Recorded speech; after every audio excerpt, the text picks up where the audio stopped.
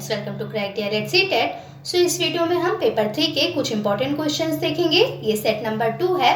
इससे पहले सेट 1 का वीडियो अपलोड किया जा चुका है, उसका लिंक डिस्क्रिप्शन बॉक्स में है, वहां से आप उसको देख सकते हैं। तो चलिए देखते हैं क्वेश्चंस। फर्स्ट क्वेश्चन है, विश्वविद्यालय शिक्षा आयोग की स्थापना की गई। तो विश्वविद्यालय शिक्षा आयोग की स्थापना कब की गई? 1948 में विश्वविद्यालय शिक्षा आयोग की स्थापना की गई। क्वेश्चन नंबर 2, विश्वविद्यालय अनुदान आयोग की स्थापना की गई। तो 1953 में विश्वविद्यालय अनुदान आयोग की स्थापना की गई।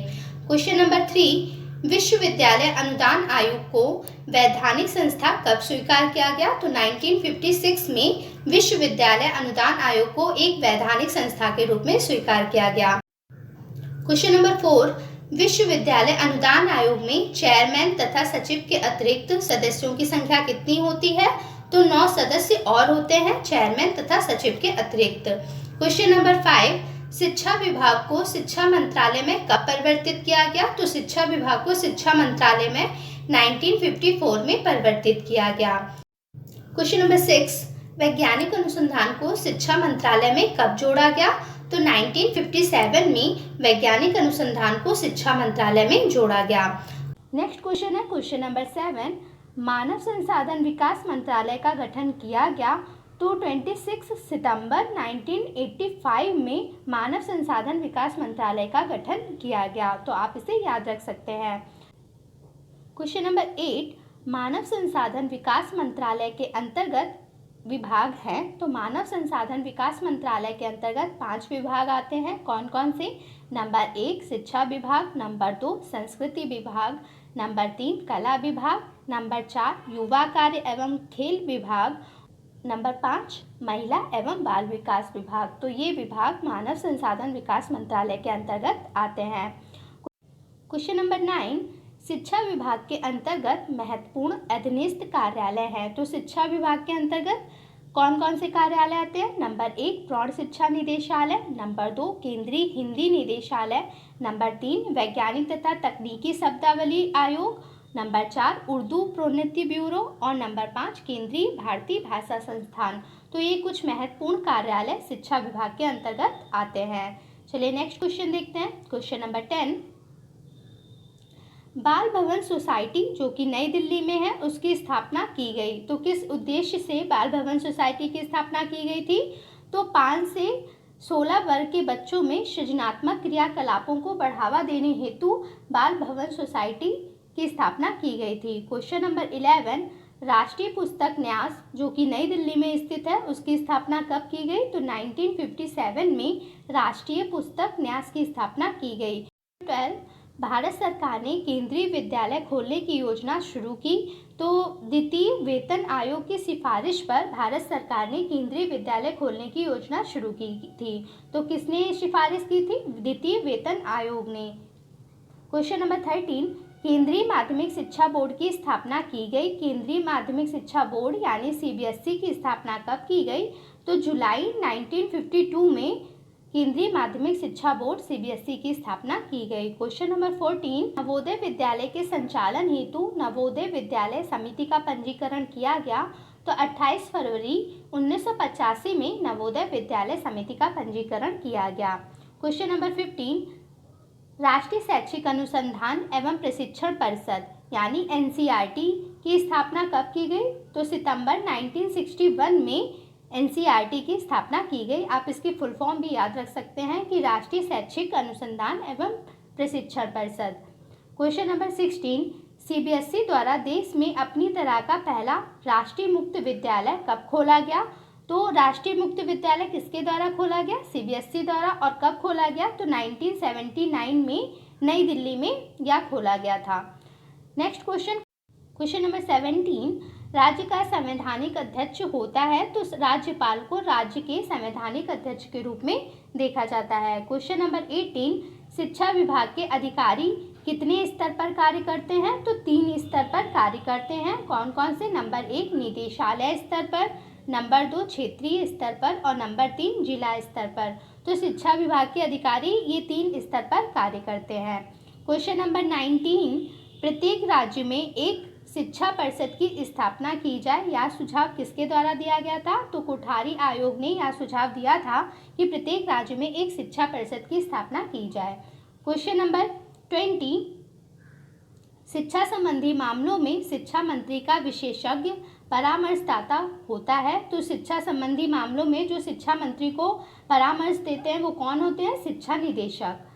नेक्स्ट क्वेश्चन देखते हैं, क्वेश्चन नंबर 21, भारत में 2 प्रकार की नगर पालिकाएं पाई जाती हैं। तो भारत में कितनी प्रकार की नगर पालिकाएं होती हैं? 2 प्रकार की। कौन कौन सी? नंबर 1 अधिकृत और नंबर 2 अनाधिकृत।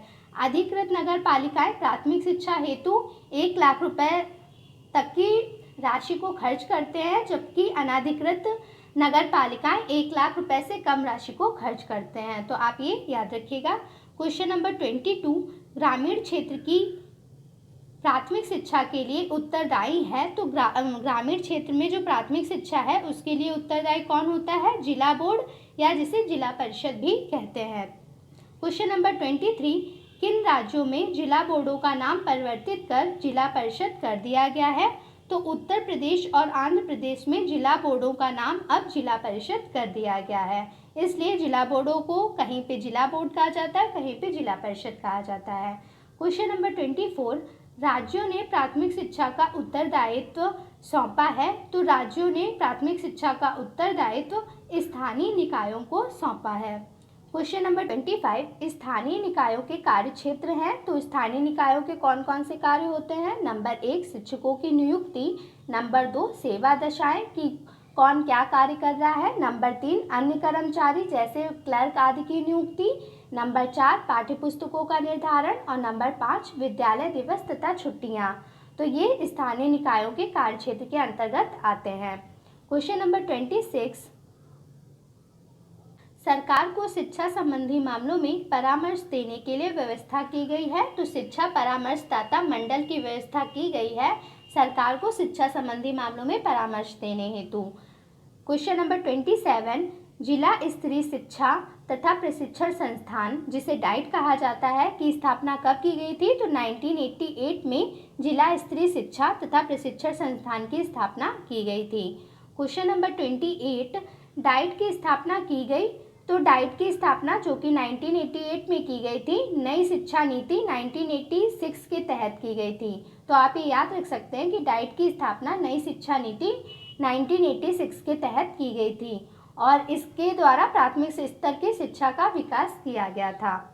क्वेश्चन नंबर 29, केंद्रीय शिक्षा सलाहकार बोर्ड की स्थापना की गई। तो केंद्रीय शिक्षा सलाहकार बोर्ड की स्थापना 1921 में की गई।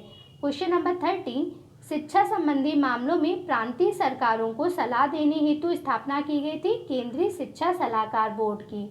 तो यह जो केंद्रीय शिक्षा सलाहकार बोर्ड की स्थापना 1921 में की गई थी, तो इसका उद्देश्य प्रांतीय सरकारों को सलाह देना था शिक्षा संबंधी मामलों में। क्वेश्चन नंबर 31, केंद्र द्वारा विद्यालयों में विज्ञान की शिक्षा में सुधार हेतु योजना कब शुरू की गई? तो 1987 से 1988 में केंद्र द्वारा विद्यालयों में विज्ञान की शिक्षा में सुधार हेतु योजना शुरू की गई थी। क्वेश्चन नंबर 32, भारत में 15 माध्यमिक शिक्षा परिषदों की स्थापना की गई।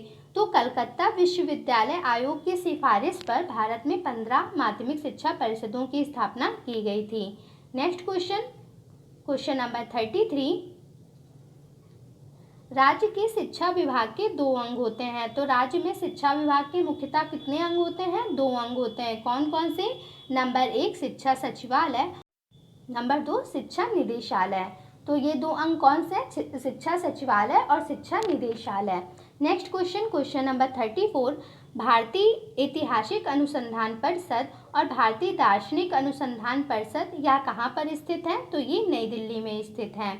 नेक्स्ट क्वेश्चन, क्वेश्चन नंबर 35, केंद्रीय संस्कृत संस्थान और राष्ट्रीय संस्कृत संस्थान कहाँ पर स्थित है? तो यहाँ नई दिल्ली में स्थित है।